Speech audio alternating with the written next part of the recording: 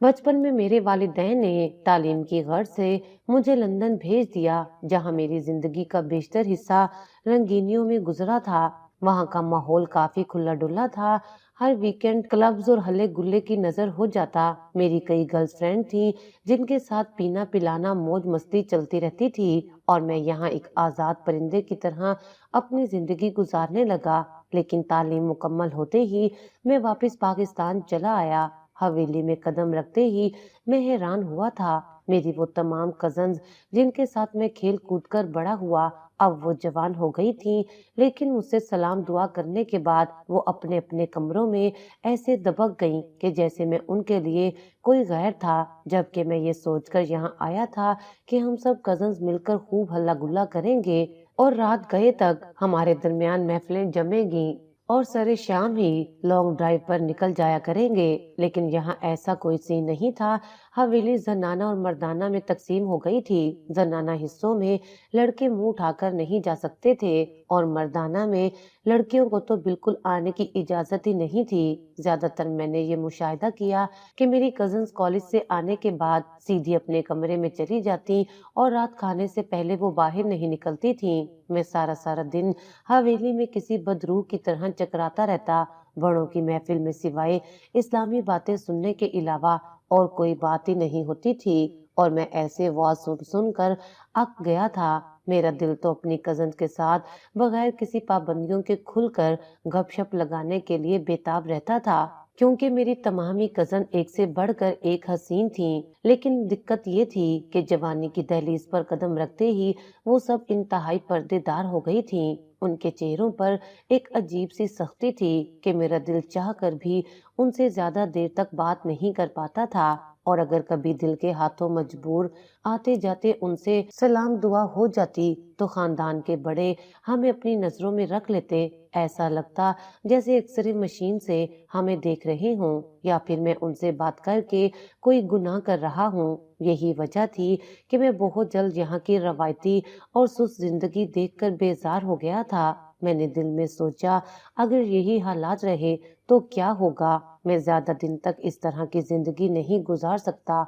मैं अब संजीदगी से दिल ही दिल में ये सोचने लगा कि मुझे वापस चले जाना चाहिए, क्योंकि यहाँ मुझे अपनी जिंदगी में कोई चार्म नजर नहीं आ रहा था। मैं अपने अम्मी अब्बू को अपने इस फैसले से आगाह करने ही वाला था कि अचानक एक दिन हवेली में मेरे चचा की बेटी जारा आ गई। तो उसे देखकर मैं बेहद हैरान हुआ। वो हवेली की तमाम लड़कियों से इंतहाई मुख्तलिफ थी। यूनिवर्सिटी जाती थी और मेरी उन कजन्स की तरह कसकर सर पर दुपट्टा नहीं लेती थी, बल्कि अगर कभी सर से दुपट्टा उतर भी जाता तो वो ज्यादा परवाह नहीं करती थी। कपड़े भी काफी मॉडर्न पहनती। उसे देखकर मुझे लगा जैसे हवेली में एक ताजा हवा का झोंका आया हो। मेरा दिल उसे देखकर बड़ी जोर से धड़का था। वो गाड़ी खुद ड्राइव करके हवेली आई थी, और मुझे उसकी ये बात बेहद पसंद आई। यहाँ हवेली में तो ये हाल था कि लड़कियों को अगर किसी टेलर के पास भी जाना होता तो घर से कोई ना कोई मर्द अपना सारा काम छोड़कर उनके साथ ख्वार होने के लिए बाजार जाता। हालांकि हवेली में दो दो गाड़ियां हर वक्त मौजूद होती थीं, लेकिन इसके बावजूद उन लड़कियों को अपने साथ ड्राइवर चाहिए होता था। उनमें इतना एतमाद ही नहीं था कि वो खुद गाड़ी ड्राइव करके बाहर निकले। पता नहीं किस बात की झिझक उनके अंदर सरायत कर गई थी। खैर, मैंने हवेली के ख्यालात से अपने जहन को निकाला और गौर से अपने चचा की बेटी जारा को देखने लगा, जो कानों में हेडफोन लगाए बड़े पुरएतमाद अंदाज में गाड़ी पोर्च में खड़ी करके अंदर जा रही थी। मेरा यहाँ पर मजीद खड़ा होना बेकार था, तो मैं भी अभी फौरन सीढ़ियां उतरकर हवेली के अंदर जाने लगा। मेरा दिल एक अजीब ताल पर धड़क रहा था। मैं जो ही लाउंज में आया तो एक जोरदार खनकता हुआ कहका मेरे कानों से टकराया, तो मैं ठटक कर वहीं पर रुक गया। मैंने सामने देखा तो वो परी पैकर हाथ में पानी का गिलास पकड़े किसी बात पर खुल खिलाकर हंस रही थी। वो यकीनन मेरी मौजूदगी से गाफिल थी, इसलिए खुलकर बातचीत कर रही थी। मैं पुरशौक नजरों से उसकी तरफ देखने लगा। सुर्ख और सफेद रंगत, गालों पर हल्का सा डिम्पल, चंचल मिजाज और मुसलसल मुस्कुराते चेहरे वाली ये लड़की सीधी मेरे दिल में उतर गई। अचानक बातें करते करते उसकी निगाह मुझ पर पड़ी तो उसकी आंखों में एक हैरत सी उतरी और वो एकदम चौंक गई।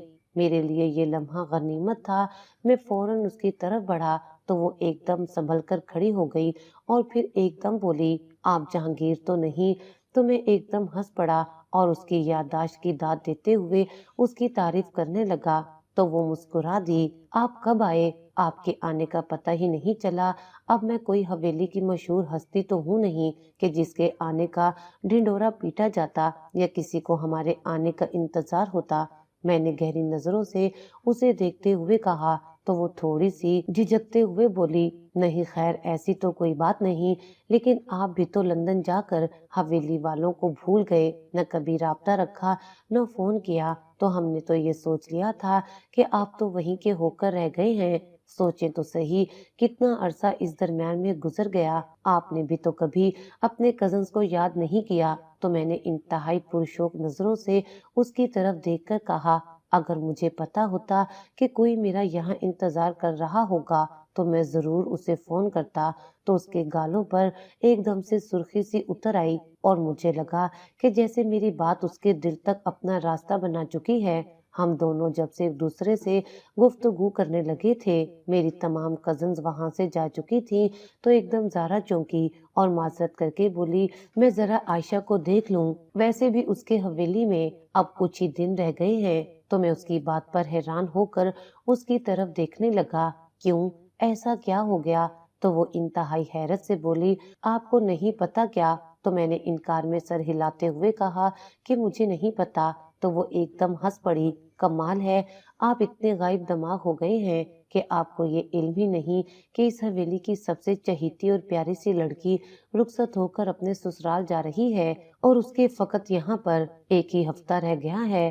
امی نے مجھے بھیجا تھا کہ عائشہ کو لے کر آؤں، اس کی دعوت ہے آج ہمارے گھر۔ تو میں نے اپنی لا علمی پر شرمندہ ہوتے ہوئے اس سے کہا، دراصل میں زیادہ تر وقت حویلی سے باہر گزارتا ہوں، اس لیے مجھے کچھ پتا نہیں کہ حویلی میں کیا ہو رہا ہے، تو پتہ رکھا کرے نا، آپ نے ہی تو کل شادی کے تمام انتظامات سنبھالنے ہیں۔ تو میں نے خوش دلی سے اس کی طرف دیکھتے ہوئے کہا، اب تم نے کہا ہے تو میں ضرور زیادہ وقت حویلی والوں کو دوں گا۔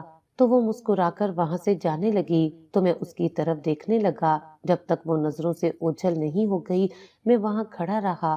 پہلی بار حویلی میں گزارا ہوا وقت مجھے اچھا لگنے لگا۔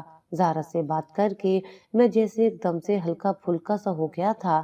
مجھے وہ حویلی کی باقی کزن سے کافی مختلف لگی۔ اس سے بات چیت کر کے میرے دل کو ایک انہونی سی خوشی ملی۔ میں نے سوچا شاید اب یہاں کچھ اچھا وقت گزرے، لیکن افسوس کہ زارا زیادہ دیر تک نہیں رک سکی اور واپس چلی گئی۔ مجھے خیال آیا کہ حویلی میں اتنا بڑا فنکشن آ رہا تھا اور میں اتنا لا علم ہوں، مجھے اپنے آپ پر تو اتنا زیادہ افسوس نہیں ہوا جتنا مجھے امی اور ابو پر غصہ آنے لگا۔ میں فوراً امی کے پاس گیا اور ان پر بگڑنے لگا کہ اتنی بڑی نیوز آپ نے مجھ سے کیوں چھپائی؟ تو الٹا امی نے حیرت سے میری طرف دیکھا، تمہیں بتاتے بھی تو کیا، تم گھر میں ٹکتے کہاں ہو، اور اگر ٹک بھی جاؤ تو تمہارا موڈ اتنا آف ہوتا ہے کہ تم سے بات کرتے ہوئے بھی خوف آتا ہے۔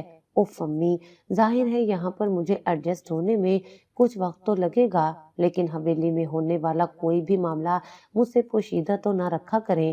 آپ نہیں جانتی مجھے زارا کے سامنے کتنی شرمندگی کا احساس ہوا۔ ارے وہ کب آئی؟ ابھی تھوڑی دیر پہلے ہی عائشہ کو لے کر گئی ہے۔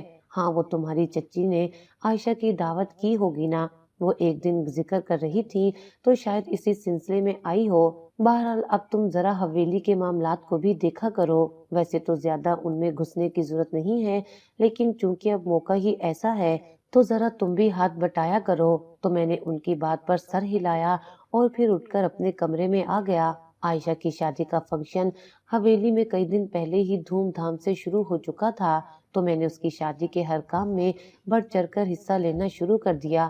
یہ ہماری حویلی کی پہلی لڑکی کی شادی تھی، وہ میری پھپھو کی بیٹی تھی۔ پھپھو جوانی میں ہی بیوہ ہو چکی تھی تو اپنی بیٹی کو لے کر وہ اسی حویلی میں آئی۔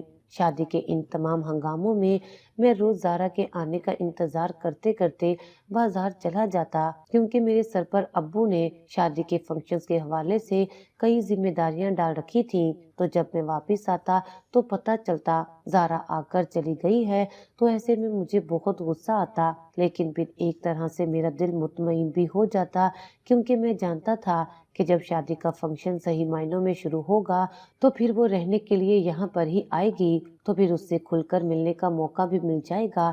شادی کی ان تیاریوں میں زارا کا خیال ایک خوش کن احساس تھا، اور پھر خدا خدا کر کے یہ انتظار ختم ہوا۔ مہندی کے فنکشن میں وہ چچا چچی کے ساتھ جب حویلی آئی تو اسے دیکھ کر میرا دل زور سے دھڑکا۔ اس نے پیلے رنگ کا سوٹ پہن رکھا تھا اور وہ سب سے زیادہ خوبصورت اور منفرد لگ رہی تھی۔ میں بہانے بہانے سے اس کے ارد گرد ہی منڈلانے لگتا۔ کبھی کبھی تو مجھے ایسا لگا کہ جیسے اسے میرا اپنے ارد گرد رہنا اچھا نہیں لگ رہا، لیکن میں نے اس بات کی اتنی پرواہ نہیں کی۔ کئی بار آتے جاتے میں نے اس کا ہاتھ پکڑ لیا تو اس نے انتہائی حیرت سے میری طرف دیکھا، اور پھر ایک دم سے اپنا ہاتھ میرے ہاتھ سے چھڑوا لیا، تو میں انتہائی گہری مسکراہٹ سے اس کی طرف دیکھنے لگتا تو وہ فوراً ہی وہاں سے کھسک جاتی، لیکن میں نے اسے اپنی نظروں سے اوجھل نہیں ہونے دیا۔ ایک نسبتاً کم رش والے گوشے میں اسے دیکھ کر موقع غنیمت جانتے ہوئے میں بھی اس کے پاس پہنچ گیا، تو مجھے اپنے قریب دیکھتے ہی اس کی تیوری چڑھ گئی، لیکن میں نے اس کے موڈ کو نظر انداز کرتے ہوئے شکوہ کیا، کیا بات ہے، آج تم منہ ہی نہیں لگا رہی ہو؟ تو وہ اکتائے ہوئے لہجے میں بولی، نہیں ایسی کوئی بات نہیں، اور یہ کہہ کر وہ وہاں سے جانے لگی۔ تو میں نے اس کا راستہ روکتے ہوئے کہا، تم آج بہت پیاری لگ رہی ہو۔ تو میری بات سن کر اس نے شکریہ کہا۔ وہ تھی ہی اتنی حسین کہ اس کے چہرے سے میری نگاہیں ہٹ ہی نہیں رہی تھیں۔ میں نے آہستہ سے کہا، تمہارا فگر قیامت ہے، میں نے ایسا فگر آج تک کسی کا نہیں دیکھا۔ تو میری بات سن کر وہ تھوڑی سی انکمفرٹیبل ہوئی، تو میں نے آگے بڑھ کر اس کا ہاتھ پکڑ لیا، تو وہ فوراً ایک دم سے نروس ہو گئی، مگر اس نے آرام سے اپنا ہاتھ میرے ہاتھ سے چھڑوایا اور میرے پاس سے جانے کے لیے پر تولنے لگی، جبکہ میں اسے وہاں سے جانے کا کوئی موقع ہی نہیں دے رہا تھا۔ کوئی نہ کوئی ایسا سوال پوچھتا جس کا جواب دینے کی خاطر وہ جاتے جاتے رک جاتی۔ اسی دوران وہ مجھے جواب دیتے دیتے جوں ہی پلٹی تو میں انتہائی غیر محسوس انداز میں اس کے پیچھے لپکا، اور پھر اس کی کمر پر ہاتھ پھیرتے ہوئے اسے اپنے قریب کرنے ہی لگا تھا کہ وہ مچھلی کی طرح تڑپ کر مجھ سے الگ ہوئی اور میرے منہ پر زوردار تھپڑ مار دیا۔ یہ سب کچھ اتنا آنن فانن ہوا کہ چند سیکنڈ تک تو مجھے بھی کچھ سمجھ نہ آئی کہ میرے ساتھ ہوا کیا ہے۔ یہ سارا تماشا لون میں ہوا اور لون مہمانوں سے بھرا ہوا تھا، اور اب ان سب کی نگاہیں میری طرف تھیں، جبکہ میں اپنے گال پر ہاتھ رکھے ہکا بکا زارا کی طرف دیکھنے لگا، جو انتہائی غصے اور نفرت سے میری طرف دیکھ رہی تھی۔ پھر وہ دھاڑ کر بولی، آپ کو لڑکیوں سے بات کرنے کی تمیز نہیں ہے کیا؟ کبھی ہاتھ پکڑتے ہیں، کبھی کندھے کو چھوتے ہیں۔ جہانگیر صاحب، یہ کوئی لندن نہیں، پاکستان ہے، یہاں کی اپنی ویلیوز ہیں جن کا احترام آپ کو کرنا چاہیے۔ اور پھر وہ غصے سے پھنکارتے ہوئے وہاں سے چلی گئی، جبکہ میں اس کے جانے کے بعد ایک دم سے اپنے حواس میں آیا تو دیکھا سبھی لوگ مجھے دیکھ رہے ہیں، اور ان کی آنکھوں میں اپنے لیے طنزیہ سی مسکراہٹ دیکھ کر میرا دل چاہا کہ زمین پھٹ جائے اور میں اس میں سما جاؤں۔ اتنی بے عزتی کا احساس اس پل مجھے ہو رہا تھا کہ میرا وہاں کھڑا ہونا دشوار ہو گیا۔ گال پر ہاتھ ابھی بھی میں نے رکھا ہوا تھا، اور جو ہی مجھے اس بات کا احساس ہوا تو میں نے اپنا ہاتھ نیچے کیا، دائیں بائیں لوگوں کی طرف دیکھا۔ اتنے میں میرے ماموں زاد کزنز میری کیفیت سمجھتے ہوئے میرے قریب آئے، اور میرے کندھے پر جو ہی ہاتھ رکھنے والے تھے کہ میں وہاں سے بھاگتا ہوا اپنے کمرے کی طرف چلا گیا اور اپنے کمرے کا دروازہ زور سے بند کر دیا۔ میرے دل کی دھڑکن بہت تیز ہو گئی تھی۔ مجھے کچھ سمجھ نہیں آ رہی تھی کہ کیسے بھری محفل میں اس دہان پان سی لڑکی نے مجھے 2 ٹکے کا کر کے رکھ دیا تھا۔ تھوڑی دیر بعد ہی میرے کمرے پر دستک ہونے لگی۔ باہر امی کھڑی تھیں اور وہ مجھے دروازہ کھولنے کا کہہ رہی تھیں، لیکن میرا ذہن اتنا معاف ہو چکا تھا کہ دروازہ کھولنا تو بہت دور کی بات، میں انہیں کوئی جواب بھی نہیں دے پا رہا تھا۔ دستک دیتے دیتے وہ تھک گئیں تو خود ہی وہاں سے ہٹ گئیں، لیکن مجھے کسی پل قرار نہیں تھا۔ ٹہلتے ٹہلتے میں تھک جاتا تو صوفے پر بیٹھ جاتا और फिर बेचैन होकर चंद ही लम्हों में दोबारा टहलने लगता। मेरे जहन में बार बार यही ख्याल आ रहा था कि ज़ारा ने मेरे साथ ऐसा क्यों किया। मैंने कौन सी उसकी इज्जत खराब कर दी थी जो उसने सबके सामने मुझे बेइज्जत करके रख दिया। मेरी आंखों के सामने बार बार उन लोगों के चेहरे घूमने लगे जो मुझे एक लड़की के हाथों थप्पड़ पड़ता देख चुके थे। उस लम्हे ने मुझे इतना शर्मिंदा कर दिया कि मुझे नहीं लगता था कि मैं सारी जिंदगी किसी के सामने अपनी आंखें उठा सकूंगा। मेरी आंखों के सामने बार बार वो लम्हा घूम रहा था जब ज़ारा ने बैठे बिठाए मेरी इज्जत का तमाशा बना दिया था। जब थोड़ा सा मलाल कम हुआ तो मुझे गुस्सा आने लगा। खुद को समझती क्या है, बहुत ही पारसा बनने की कोशिश करती है। उसे खुद पर बहुत नाज है, लेकिन मैं उसका गरूर तोड़कर रहूंगा। मेरी अकल ने काम करना शुरू कर दिया और मैंने दिल ही दिल में अहद किया कि मैं हर सूरत में ज़ारा से उस बेइज्जती का बदला लेकर रहूंगा। जैसे उसने मुझे भरे मजमे में जलील किया है, तो मैं भी उसे इसी तरह से बेइज्जत करके रहूंगा कि वो भी सारी जिंदगी किसी के सामने आंख उठाने के काबिल नहीं रहेगी। और फिर पाकिस्तान छोड़ने का फैसला भी मेरे मंसूबे का हिस्सा था। अगले दिन चचा और चची हमारे पोर्शन में आए, लेकिन मैंने उनसे मिलने से साफ इनकार कर दिया। अम्मी और अब्बू दोनों मुझ पर खफा होने लगे कि ज़ारा ने गलती की है, लेकिन इसमें तुम्हारे चचा या चची का कोई कसूर नहीं है। वो तुमसे बड़े हैं और खुद चलकर आए हैं, तुमसे मिलना चाहते हैं, अपनी बेटी की वजह से शर्मिंदा भी हैं, तुमसे माफी मांगना चाहते हैं। तो मैंने गुस्से से अम्मी अब्बू की तरफ देखते हुए कहा, जिस लड़की ने भरी महफिल में मेरी इज्जत का जनाजा निकाल दिया, आप क्या चाहते हैं कि मैं अब सब कुछ भूल भाल कर उसे माफ भी कर दूं? तो ये नामुमकिन है। तो अम्मी मेरे पास आई और बोली, माना कि ज़ारा ने बहुत गलत हरकत की है, वो एक यूनिवर्सिटी पढ़ने वाली लड़की है, उससे इतनी छोटी हरकत की उम्मीद नहीं की जा सकती।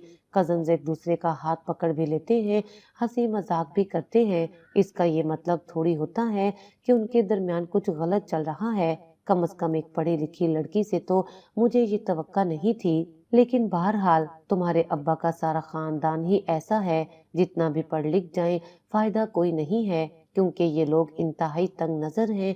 तो अम्मी की बात सुनकर अब्बू ने इंतहाई कड़वे तेवरों के साथ मुझे देखा, लेकिन बोले नहीं। अम्मी की बातों ने मेरे जख्मों पर जैसे मरहम सा लगा दिया।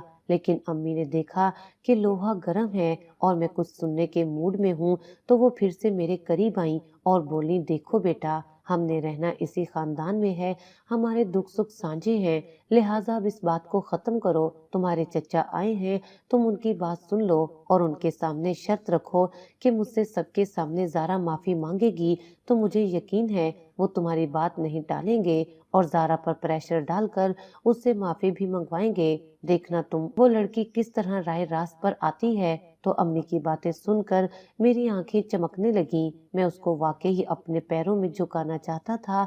अगर घी सीधी उंगली से निकल रहा है तो फिर उंगली टेढ़ी करने का क्या मतलब। लिहाजा मैं अंदर ही अंदर खुश होता हुआ कमरे से बाहर गया तो मुझे देखते ही चचा और चची उठकर खड़े हो गए। चचा फौरन मेरे करीब आए और मेरे साथ बगल गिर हो गए, लेकिन मैंने मुस्कुराते हुए चचा की तरफ देखा और कहा, चचा आप क्यों इतने परेशान हैं? मैं आपसे तो नाराज नहीं। तो वो एकदम से बोले, जो कुछ ज़ारा ने किया है, मैं और तुम्हारी चच्ची दोनों ही उस पर बहुत खफा हुए, उसकी जगह मैं तुमसे माफी मांगता हूँ, अब तुम इस बात को खत्म करो। तो अम्मी फौरन बोली, ये एकदम से बात खत्म करना किसे कहते हैं? तुम्हारी बेटी ने भरे मजमे में मेरे बेटे की इज्जत दो कौड़ी की कर दी और हम उसे बंद कमरे के अंदर बैठकर माफ कर दें? ऐसा थोड़ी होता है। जिन जिन लोगों के सामने तुम्हारी बेटी ने हरकत की है, उन सबको जमा करो और फिर उनके दरमियान तुम्हारी बेटी मेरे बेटे से माफी मांगे तो हम तब तुम्हें माफ करेंगे। तो चचा मेरी तरफ इमदाद तलब नजरों से देखने लगे, लेकिन मैंने मुंह दूसरी तरफ मोड़ लिया। इतनी सख्त शर्त मत रखें, चच्ची ने एकदम मतली लहजे में अम्मी से कहा। तो अम्मी इंतहाई गुस्से से चच्ची की तरफ देखते हुए बोली, मैंने कोई भी अनोखी शर्त तुम्हारे सामने नहीं रखी। जिस तरह से सबके सामने ये मामला हुआ है, माफी भी इसी तरह सबके सामने ही मांगनी चाहिए ना। जब उसे मारते हुए हया नहीं आई तो फिर माफी मांगते हुए कैसी शर्म। तो अम्मी की बात सुनकर चचा और चची दोनों ही खामोशी से एक दूसरे की तरफ देखने लगे। फिर चचा ने मेरे कंधे पर हाथ रखते हुए मुझे कहा, जहांगीर तुम बताओ, तुम क्या चाहते हो? अगर तुम भी ऐसा ही चाहते हो तो ठीक है, मैं कल ही खानदान वालों को अपने घर बुलाता हूँ, वहां तुमसे सबके सामने ज़ारा माफी मांग लेगी। तो मैंने आहिस्ता से कहा, चचा मैं भी यही चाहता हूँ। तो वो गहरी सांस खारिज करते हुए बोले, ठीक है जहांगीर, वैसा ही होगा जैसा तुम चाहते हो। उन्होंने चच्ची की तरफ इशारा किया और फिर वो कमरे से बाहर चले गए। तो अम्मी ने मेरी तरफ देखते हुए कहा, अब आया ना ऊंट पहाड़ के नीचे, बेटी क्या यूनिवर्सिटी जाने लग गई, इनकी तो अकड़ ही सातवें आसमान पर थी। शुक्र है तुमने मेरी बात की तायीद की, अब देखना कैसे भीगी बिल्ली बनी तुम्हारे सामने खड़ी होगी। चचा चच्ची तो चले गए, लेकिन मेरे दिल में एक सुकून सा उतर गया। उस रात मैं लंबी तान कर सोया। बार बार मेरी आंखों के सामने ज़ारा का चेहरा आता, जो मेरे सामने शर्म से झुका हुआ था। मैं बस उस लम्हे का इंतजार कर रहा था जब वो सबके सामने मुझसे माफी मांगती। लेकिन मेरी सारी की सारी खुशफहमी उस वक्त खत्म हो गई जब मुझे पता चला कि ज़ारा ने मुझसे माफी मांगने से इनकार कर दिया है। मेरे ऊपर ये खबर किसी बिजली की तरह पड़ गई। उसने अपने वालिदैन से कहा कि मैं किस बात की माफी मांगूं, वो उसी थप्पड़ का मुस्तहिक था।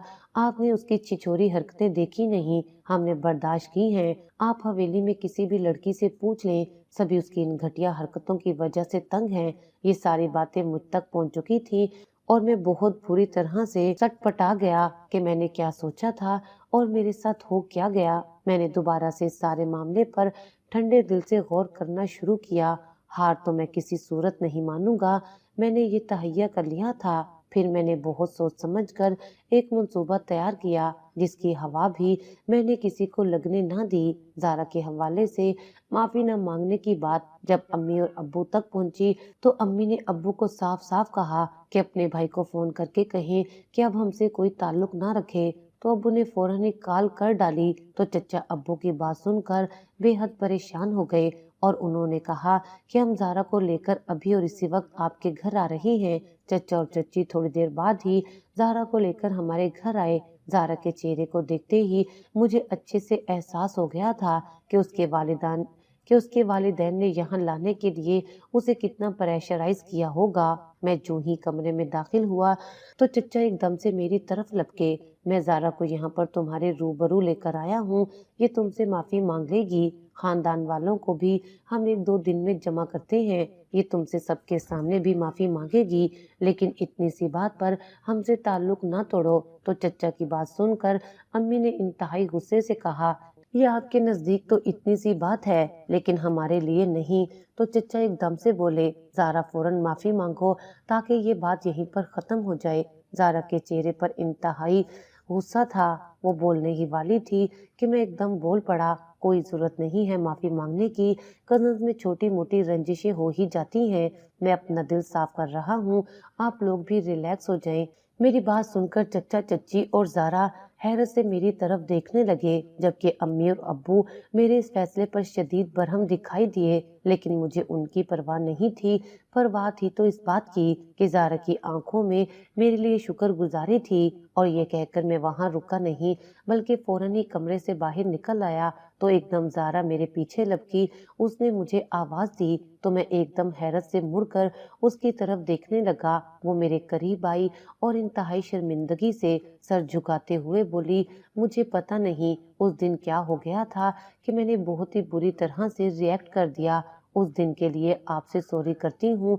तो मैंने मुस्कुराते हुए उसे कहा, बस जो हुआ सो हुआ, अब उसको दोबारा से दोहराने की जरूरत नहीं है। और ये कहकर मैं वहां से चल पड़ा। तो एकदम मुझे ज़ारा की आवाज सुनाई दी। उसने कहा कि मैंने आपको बहुत गलत समझा, आप तो बहुत ही अच्छे इंसान हैं। तो मैं पीछे मुड़कर देखे बगैर आगे बढ़ गया, क्योंकि मैंने ये सुन रखा है कि जो पीछे मुड़कर देखते हैं वो पत्थर के हो जाते हैं। और ये सोचते ही एक बहुत गहरी मुस्कुराहट मेरे लबों पर सज गई, क्योंकि मेरी मंसूबाबंदी ने मुझे बहुत जल्द कामयाबी के मराहिल तक पहुंचा डाला था। अब बस मुझे उस खास वक्त का इंतजार था।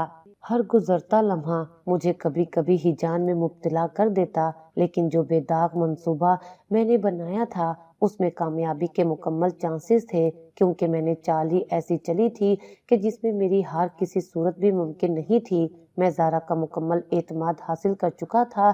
اینڈ ٹائم پر اسے معافی منگوانے سے بچا کر اس کی عزت نفس کو جیسے میں نے مجروح ہونے سے بچایا تھا، اس کا احساس وہ اپنے دل پر محسوس کر رہی تھی۔ یہ وہی لڑکی تھی کہ جس سے میں بات کرتا تو یہ کوفت میں مبتلا ہو جاتی، اب مجھ سے فون پر گھنٹوں باتیں کرتی رہتی اور تنگ نہ پڑتی، لیکن جب بھی میں اس سے بات کرتا میرے اندر انتقام کا لاوا بھڑکنے لگتا۔ دن رات میرے ذہن میں ایک ہی منصوبہ گردش کرتا رہا، زارا کو اغوا کرنا اور اسے اس ذلت کا مزہ چکھانا جس کا سامنا میں نے کیا تھا۔ میں نے کئی دن غور کیا اور پھر ایک دن جب مجھے موقع ملا تو میں نے اپنے منصوبے کو عملی جامہ پہنانے کا فیصلہ کیا۔ اپنے منصوبے کے مطابق میں کافی دنوں سے زارا کی یونیورسٹی آنے جانے کے معاملات پر نظر رکھے ہوئے تھا۔ چنانچہ ایک دن میں اس کی یونیورسٹی پہنچ گیا اور جب وہ یونیورسٹی سے باہر نکلی تو مجھے دیکھ کر وہ شدید حیرت میں مبتلا ہو گئی اور بولی کہ آپ یہاں پر کیا کر رہے ہیں؟ تو میں نے کہا کہ بھائی میری کزن یہاں پر ہے تو سوچا اس کو پک کر لوں۔ میری بات سن کر اس کے چہرے پر ایک سایہ سا لہرایا، جیسے اسے میری بات پر یقین نہیں آیا تھا۔ وہ ایک دم سے بولی لیکن میری تو گاڑی آتی ہے۔ ہاں بھائی ضرور گاڑی آتی ہوگی، میں نے کب انکار کیا ہے، لیکن اب تو میں آ گیا ہوں لہٰذا میرے ساتھ چلو۔ چچا چچی بھی ہمارے گھر ہی آئے ہوئے ہیں تو انہوں نے ہی مجھے تمہیں لانے کے لیے کہا ہے۔ تو وہ پریشان ہو کر بولی امی ابا آپ کے گھر کیا کر رہے ہیں؟ سب خیریت تو ہے؟ تو میں ایک دم سے بات بناتے ہوئے بولا ہاں سب خیریت ہے، کیوں کیا ویسے تمہارے امی ابا ہمارے گھر نہیں آ سکتے؟ تو وہ ایک دم مسکراتے ہوئے بولی نہیں ایسی کوئی بات نہیں، اصل میں میری یونیورسٹی ٹائم امی کبھی بھی گھر سے باہر نہیں جاتی کیونکہ انہیں پتا ہے کہ یہ وقت میرے آنے کا ہے، تو اس لیے مجھے حیرت ہوئی۔ ارے بھائی اس میں حیرت والی کیا بات ہے، اب میں آ گیا ہوں تو میرے ساتھ چلو۔ تو وہ میری بات پر یقین کرتے ہوئے گاڑی میں آ کر بیٹھ گئی۔ زارا میرے دھوکے میں آ چکی تھی۔ میں دل ہی دل میں انتہائی خوش ہوا کہ کسی نے مجھے زارا کے ساتھ نہیں دیکھا اور نہ ہی یہ بات کسی کو پتہ چلے گی۔ میں نے گاڑی سٹارٹ کی اور تیزی سے کراچی کی سڑکوں پر گاڑی بھگانے لگا کہ اچانک زارا چونکی آپ کہاں جا رہے ہیں؟ یہ راستہ تو ہمارے گھر کی طرف نہیں جاتا۔ تو میں نے بات بناتے ہوئے کہا کہ یہ شارٹ کٹ ہے، آج ویسے بھی ریلی تھی تو ہائی ویز کنٹینرز لگا کر بند کر دیے گئے ہیں، لہٰذا میں نے شارٹ کٹ راستے سے جانا مناسب سمجھا۔ دیر تو لگے گی لیکن ہم آرام سے گھر پہنچ جائیں گے۔ تو میری بات پر اس نے یقین کر لیا۔ اپنی منزل پر پہنچنے کے لیے مجھے صرف 15 منٹ درکار تھے۔ میں نے گاڑی کچے راستے کی طرف موڑ لی۔ اس وقت میری دھڑکن تیز تھی، میں لمحہ بہ لمحہ اپنی منزل کی طرف چند قدم کی دوری پر تھا اور بار بار میں خود کو یقین دلا رہا تھا کہ زارا سے بدلہ لینے کے لیے تھوڑا سا ہی وقت رہ گیا ہے۔ میں شہر کی حدود سے نکل چکا تھا اور اپنی جیت کا احساس میرے اندر بڑھنے لگا کہ عین اسی لمحے میرے موبائل کی گھنٹی بجنے لگی۔ میں نے فون نکال کر دیکھا تو حیران رہ گیا۔ اسکرین پر میرے ماموں زاد کزن آصف کی کال تھی۔ یہ اس وقت مجھے کیوں کال کر رہا ہے؟ میں نے گاڑی کی رفتار آہستہ کرتے ہوئے سوچا۔ پریشانی سے میرے ہاتھ پیر ٹھنڈے ہونے لگے۔ اپنی کامیابی کے اتنے نزدیک پہنچ کر میں ناکامی دیکھنا نہیں چاہتا تھا۔ میں نے دھڑکتے دل کے ساتھ کال اٹینڈ کی تو آصف نے سلام دعا کے بعد مجھ سے پوچھا کہ تم اور زارا اس وقت کہاں جا رہے ہو؟ تو اس غیر متوقع سوال کے لیے میں ذہنی طور پر بالکل بھی تیار نہ تھا۔ اس کو کیسے پتا چلا کہ میں زارا کے ساتھ ہوں؟ میں نے جھنجھلاتے ہوئے پوچھا۔ میرے ہاتھ کانپنے لگے۔ میں نے جلدی سے گاڑی روکی اور دل ہی دل میں پریشان ہو گیا، وہ کیسے جان گیا؟ اس نے ہمیں کہاں دیکھ لیا؟ پھر میں نے ہڑبڑا کر اسے جواب دیا ہم بس گھر ہی آ رہے ہیں۔ تو وہ بولا چلو ٹھیک ہے تم لوگ آرام سے آ جاؤ۔ دراصل آج مجھے چچا نے بھیجا تھا کہ میں جا کر زارا کو لے آؤں کیونکہ اینڈ ٹائم پر اس کی گاڑی والے ڈرائیور کے ہاں فوتگی ہو گئی ہے، تو اس لیے چچا نے کہا کہ میں جا کر زارا کو لے آؤں۔ لیکن چلو اچھا ہے تم اسے لے آئے ہو، میں بھی یونیورسٹی پہنچ ہی گیا تھا، تم لوگوں سے تھوڑا ہی دور تھا۔ زارا کو تمہاری گاڑی میں بیٹھتے ہوئے دیکھا تو سوچا تمہیں فون کر کے بتا دوں، تو پھر اس نے سلسلہ منقطع کر دیا۔ لیکن میں اپنے منصوبے کے خاک میں ملنے پر اندر ہی اندر سیخ پا ہو گیا۔ गुस्से से मेरी कनपटियां जलने लगीं। मुझे यकीन नहीं आ रहा था कि कामयाबी के इतने नजदीक पहुंचकर नाकामी मेरा मुंह चिढ़ाएगी। अब तो मैं अपने मंसूबे पर अमल करना चाहूं भी तो नहीं कर सकता था। हालांकि मैं चाहता तो सिर्फ 10 मिनट में फार्म हाउस पहुंच जाता और वहां पर ज़ारा को मुझसे बचाने वाला कोई नहीं था। लेकिन अब मैं अपने इस मंसूबे पर अमल नहीं कर सकता था, क्योंकि हवेली में सबको पता चल चुका था कि ज़ारा मेरे साथ है। ऐसे में जज्बात में आकर कोई भी उठाया जाने वाला कदम मुझ पर ही भारी पड़ जाता और मैं जानते बूझते खुद को गड्ढे में धक्का नहीं दे सकता था। ज़ारा जो मेरे साथ गाड़ी में बैठी हुई थी, वो मेरे चेहरे पर परेशानी देखकर फिक्रमंद होकर बोली, क्या बात है जहांगीर, आप इतने परेशान क्यों हैं? किसकी कॉल थी? सब खैरियत तो है? तो मैंने उसकी तरफ देखकर कहा, आसिफ की कॉल थी, तुम्हारा पूछ रहा था। मैंने उसे बताया है कि हम थोड़ी देर में घर पहुंचने वाले हैं। मेरी बात सुनकर ज़ारा खामोशी से बाहर देखने लगी, लेकिन उसे अंदाजा नहीं था कि उस वक्त मेरे दिल में क्या चल रहा है। मेरा मंसूबा इतनी आसानी से खाक में मिल गया, उसका मुझे शदीद अफसोस था। समझ नहीं आ रही थी कि क्या करूं। अचानक मैंने गाड़ी होटल के पास रोकी तो ज़ारा ने मेरी तरफ हैरत से देखा। तो मैंने कहा कि हम पहली बार घर से बाहर निकले हैं, तो क्यों न इसी खुशी में एक कप कॉफी पी लें। तो मेरी बात सुनकर वो हंस पड़ी और फिर मैं उसे लेकर होटल के अंदर गया और 2 कप कॉफी का ऑर्डर दिया। मेरा जहन तेजी से काम कर रहा था, लिहाजा मैंने एक आखिरी तीर चलाने का फैसला किया और ज़ारा से इजहार मोहब्बत कर डाला। मेरी बात सुनकर ज़ारा हैरत से अपनी आंखें पटपटाकर देखने लगी। तो मैंने उसे अपनी बातों के जाल में फंसाने की कोशिश की, क्योंकि मुझे और कोई सूरत नजर नहीं आ रही थी। मैंने उसे बताया कि जब मैंने पहली बार उसे देखा तो देखते ही मुझे उससे मोहब्बत हो गई थी और इसी मोहब्बत ने मुझसे ऊट पटांग हरकतें करवा डाली। अब अगर वो राजी हो तो मैं अम्मी अब्बू को रिश्ते के लिए भेजूं। तो मेरी बात सुनकर वो बोली कि मैंने आपको कभी इस नज़र से नहीं देखा। तो उसकी बात सुनकर मेरे ओसान खता हो गए, क्योंकि मेरे लिए ये आखिरी चांस था। अगर ये भी हाथ से निकल जाता तो फिर उससे इंतकाम लेने का और कोई मौका मुझे ना मिल पाता। तो मैंने आहिस्ता से उसे कहा कि तुम मुझे इस नज़र से देखो या ना देखो, लेकिन मैं तुम्हें अपना हमसफर बनाना चाहता हूँ। तो वो उलझी उलझी नज़रों से मेरी तरफ देखने लगी। मैंने दिल ही दिल में ठान ली कि एक बार उसकी मेरे साथ शादी हो जाए, फिर मैं उसे अपने इंतकाम का ऐसा निशाना बनाऊंगा कि वो इबरत का निशान बन जाएगी। वो रोज अपने मरने की दुआएं मांगेगी, लेकिन उस पर जिंदगी हराम हो जाएगी। मैंने अपनी फर्जी मोहब्बत का इजहार ज़ारा से तो कर दिया था। अब अगला मरला अम्मी अब्बू को उनके घर भेजना था, जो कि जाहिर है कोई इतना आसान नहीं था, क्योंकि मैं अच्छी तरह जानता था कि अम्मी की चचा जी की फैमिली के साथ सारी जिंदगी नहीं बन सकी और ना ही वो ज़ारा को अपनी बहू के तौर पर कबूल करेंगी। मैंने चांस लेने का सोचा, लेकिन मैं नहीं जानता था कि मेरा ये फैसला अम्मी अब्बू के लिए कतई काबिल कबूल नहीं होगा। जिस वक्त मैंने अम्मी के सामने ये बात की कि मैं ज़ारा से शादी करना चाहता हूँ, तो अम्मी मेरी बात सुनकर हक्का बक्का रह गईं और फिर इंतहाई गुस्से से बोली, तुम जानते हो कि तुम क्या बात कर रहे हो? तुम उस लड़की को अपना शरीके सफर बनाने की ख्वाहिश रख रहे हो, जिसने भरी महफिल में तुम्हें सबके सामने जलील करके रख दिया था। तुम उसे अपना शरीके सफर कैसे चुन सकते हो?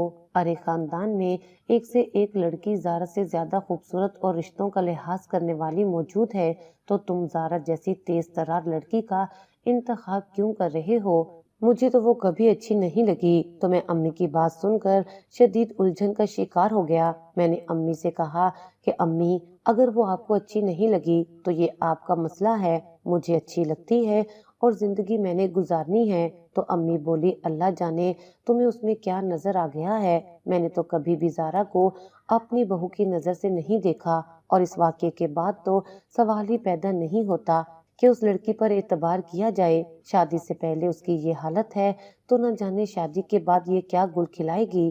तुम भूल जाओ कि मैं तुम्हारा रिश्ता लेकर उनके घर जाऊंगी। वैसे भी तुम्हारे चचा ने सारी जिंदगी मेरा जीना हराम करके रखा था। अब मैं अपनी बाकी जिंदगी उसकी बेटी के हाथों हराम नहीं करवाना चाहती। और ये कहकर अम्मी कमरे से उठकर चली गईं, तो मैं अपना सर पकड़कर बैठ गया। मैं जब भी अपने इंतकाम की कुछ सीढ़ियां चढ़कर कामयाबी के नजदीक पहुंचने ही वाला होता था, तो कोई न कोई गड़बड़ हो जाती। अब सब कुछ तय था, लेकिन अम्मी बुरी तरह से बिगड़ गईं और किसी सूरत भी वो ज़ारा का रिश्ता करने पर तैयार ना हुईं। तो मैंने अब्बू से कहा कि वो अम्मी को मनाएं। तो अब्बू ने कहा कि मैं इस मामले में कुछ नहीं कर सकता। तुम्हारी माँ जब किसी बात की ठान ले तो वो ही होता है जो वो चाहती है। तो अब्बू की बात सुनकर मैं शदीद परेशान हो गया। ज़ाहरा के रिश्ते को लेकर हमारे घर में शदीद तनाव की कैफियत पैदा हो गई। अम्मी ने मुझसे बातचीत करना बिल्कुल बंद कर दी थी, जबकि मैं ये चाहता था कि जल्द अज जल्द ये मामला हल हो और ज़ारा मेरे हाथ लगे और मेरे इंतकाम की आग ठंडी हो। लेकिन अम्मी मेरे सामने किसी दीवार की तरह आकर खड़ी हो गई थी। जब मुझे ये लगा कि अम्मी किसी सूरत नहीं मानेगी, तो मैंने उन्हें जज्बाती ब्लैकमेल करने की कोशिश की। मैंने उनसे साफ साफ कह दिया कि अगर वो मेरा रिश्ता ज़ारा के साथ नहीं करेंगी तो फिर मेरे पास दो ही सूरतें हैं कि या तो मैं जहर खा लूं या फिर मैं घर छोड़कर हमेशा हमेशा के लिए बाहर चला जाऊं।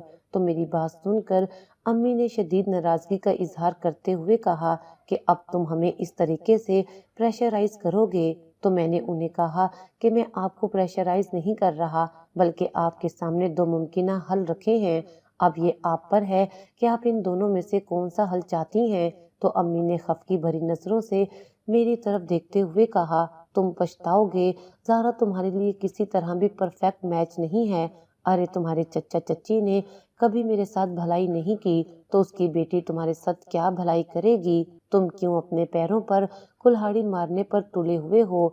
तो मैंने झुंझलाकर कहा कि अम्मी, अगर कुछ बुरा होगा तो मेरे साथ होगा ना।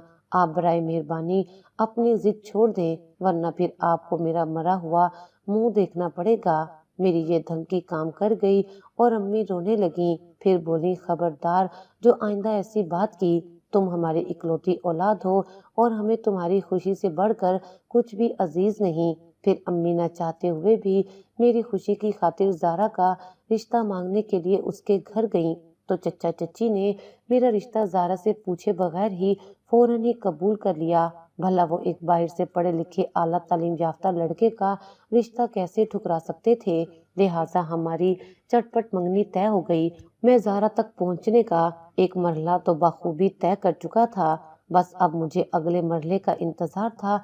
जब वो बीवी बनकर मेरी जिंदगी में शामिल होगी तो मैं अपने सीने में लगी आग ठंडी करूंगा। मुझे उस वक्त का शिद्दत से इंतजार था। चचा चच्ची ने हमसे शादी के लिए 1 साल का अरसा मांगा। तो मैंने अम्मी अब्बू से साफ कहा कि हमें किसी किस्म का कोई जहेज नहीं चाहिए। अल्लाह का दिया हमारे पास सब कुछ है। बस जल्द से जल्द शादी का इंतजाम करें ताकि मैं ज़ारा को लेकर लंदन चला जाऊं, क्योंकि मेरी जॉब वहां पर हो गई है। जब मेरी ये बात चचा चच्ची ने सुनी तो वो खुशी से निहाल हो गए और ज़ारा के साथ मेरी शादी तय हो गई। ये सच था कि मैंने जॉब के लिए अप्लाई किया था और मुझे उम्मीद थी कि मेरी जॉब जल्द से जल्द लंदन में ही हो जाएगी। लेकिन ज़ारा को अपने साथ ले जाने वाली बात मैंने हवा में ही छोड़ी थी। मेरा इरादा था कि उसे शादी करने के बाद मैं उसे अपने वालिदैन की खिदमत के लिए यहाँ छोड़ दूंगा और खुद लंदन चला जाऊंगा, जहाँ पर किसी गोरी से शादी करके अपनी जिंदगी मजे से गुजारूंगा। ज़ारा से मेरी शादी तय हुई तो मुझे यकीन था कि ये सब ज़ारा की मर्जी के खिलाफ हुआ है, लेकिन मेरी तो ख्वाहिश पूरी हो गई। और अब जब वो मेरी बीवी बनकर मेरे कमरे में बैठी थी तो बदले की चिंगारी और भड़क उठी। शादी की रात मैंने ज़ारा को दुल्हन के लिबास में अपने बेड पर बैठे देखा तो वो इतनी खूबसूरत लग रही थी कि एक लम्हे को तो मैं ठिठक गया, लेकिन फिर दिल में दोबारा वही इंतकाम का जज्बा जाग उठा। मैंने सोचा कि अब वक्त आ गया है कि ज़ारा को वो सब कुछ महसूस करवाऊं जो मैंने महसूस किया था। मेरे कदम बेअख्तियार आगे बढ़े, जैसे मेरे इरादे मुझे खुद ही खींच रहे हों। मैंने दिल में ठान लिया कि उसकी इज्जत को खाक में मिला दूंगा और उसकी आंखों में वो बेबसी देखूंगा जो मैंने उस दिन देखी थी। मगर जैसे ही मैंने उसकी तरफ कदम बढ़ाया, अचानक मेरे जिस्म में एक अजीब सी कैफियत पैदा हुई। मेरी टांगों में शदीद दर्द उठा और पूरे जिस्म में झटके आने लगे। एक पल में मैं जमीन पर गिर पड़ा।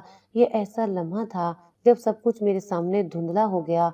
मैं फालिज का शिकार हो चुका था और मेरी दुनिया पल भर में बदल गई थी। जब मैं जमीन पर पड़ा अपने आप को बेबस महसूस कर रहा था, तब मेरी नजरें ज़ारा पर पड़ी तो मेरे रोंगटे खड़े हो गए। वो घबराकर मेरी तरफ दौड़ते हुए आई اور میرے پاس گھٹنوں کے بل بیٹھ گئی۔ اس کے چہرے پر شدید پریشانی اور خوف تھا۔ اس نے مجھے جھنجھوڑا اور بار بار میرا نام لے کر پکارنے لگی، کیا ہوا؟ تم ٹھیک تو ہو؟ خدا کے لیے کچھ بولو۔ زہرا کے آنسو میرے چہرے پر گرنے لگے۔ میں بے بسی سے اسے دیکھ رہا تھا۔ میرے دل میں ایک عجیب سا سوال جنم لے رہا تھا، یہ وہی زہرا ہے جو مجھ سے محبت نہیں کرتی تھی، تو پھر یہ میرے لیے اتنی پریشان کیوں ہو رہی ہے؟